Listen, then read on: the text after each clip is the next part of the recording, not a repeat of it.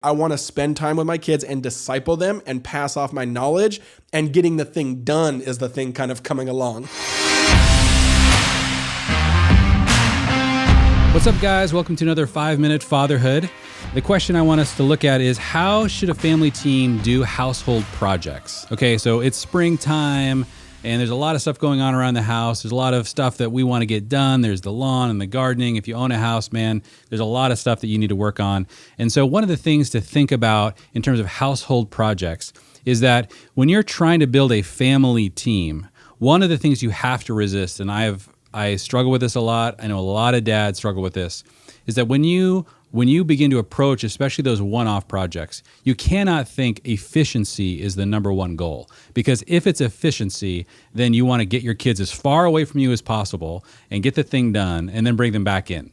But that is really violating what is one of the most important opportunities you're going to have as a dad. And that is, and I have some friends of mine that do this so well, they use the phrase, put your kid on your hip and go work. You know, and so if you have, I remember one of my friends, I think he talked about this in the Skill of Fatherhood class, where when he's building a fence, you know, it's just like whatever he wanted his son with him the entire time. So like handing him nails, talking to him, you know, like working together, trying to build things together, trying to get projects done together. And this is really, really hard to do because it's incredibly inefficient. It is so much easier just like get the kids out of the way and like get the thing done.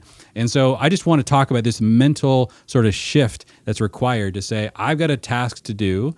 And so I'm going to go find one of my kids and we're going to go do the task together. And so obviously there's lots of details depending on what the task is, if it's dangerous, all those things. But guys, this is just a principle that I'd really encourage you guys to consider. Put your kids on your hip, figure out a way for them to engage, and don't think, are they making this more efficient? Are they actually helping?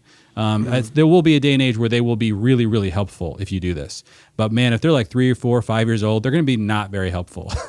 And it's still important to do this. But yeah, Jeff, you guys are in the thick of this one. Yeah, we love it. This is a huge, huge value of ours. But that collision of efficiency is real, because I like to move fast and I like to get things done. And so I've had to, through some situations with the kids where I wanted them idealistically to be a part, but then I just wanted to get it done. Like, you know, I had to kind of have a lot more starker black and white before I started projects. Okay, hey, I need to get this done, so this is going to be done when they're napping, because I need to do it by myself. Or like, hey, I really want, because to me, yeah, once you totally back up and actually kind of stop saying it's about getting the thing done, and you just want to have your kids come along, that never did well for me. For me, what's helped is like, I want to spend time with my kids and disciple them and pass off my knowledge, and getting the thing done is the thing kind of coming along. Yeah. Like that's kind of the added side bonus. And and that shifted it for me of like, you have to the goal has to be radically different of like, you're not trying to get something done. That's just an added blessing of maybe you get to the end and you're like, oh, we're 70% of the way there. I can finish that tomorrow morning fast or something like that. So like for me, I had to really shift that of like, talk to myself and say what kind of project it was. And that's totally opened so much more doors to have so much more fun with the kids, so many more activities. And guys, this is like, anyone can do this. Like, and so even yesterday I had a really fun, probably hour with Just Kinsley. We got her up before Cannon. Alyssa was still doing something with Lucy, and I got a bunch of plants at Lowe's, and I needed to plant some more vegetables and stuff in the garden. So I specifically got her up with that in mind. That was the goal, not planting really fast. So we hung out there, we talked. I gave her a little piece of candy. We chatted. She has little kid garden gloves. She got her own shovel, and we just did it together. And it's way slower, but it was so fun, so life-giving. You can see your kid come alive in a really special way.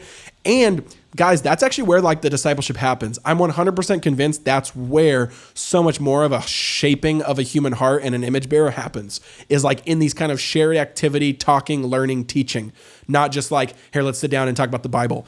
Even though that's critical, I've just noticed, and I'm convinced that like this activity plus kind of metaphor of life, using the tools and things that you're doing to teach, is like the thing. That's the magic. That's where a kid gets formed. That's where a kid gets developed. That's where a bond is made really strong. So chase that, go after that.